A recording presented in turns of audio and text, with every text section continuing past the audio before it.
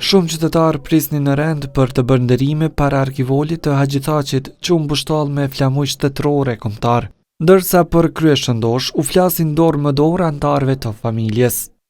Për prindin e ish presidentit Hashim Thaçi u thurën lavdet më të mira edhe në librin e Zis.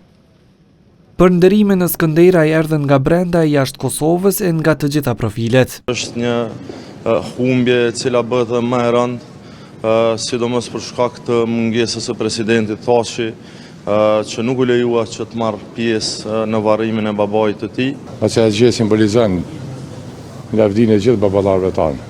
Ata që e takuan së fundmi thonë se Haxhiu mallin kryesore kishte për dbirin Hashimin, që gjendet në paraburgim në Hag. Mbrana në shpirtin e tij u sheke që vërtet vujke për padrejtësitë që janë të ju bën. Pas nderimeve, varrimi të ndjerit u bë në fshatin Buroj, edhe këtu mblodhen shumë qytetarë për t'ia dhënë lamtumirën e fundit.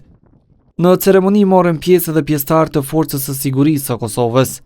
Pavarësisht vdekjes, shokët e Thaçit do t'i kujtojnë për herë momentet me të. Gjithë e kom pas jaran, gjithë edhe burri mirë.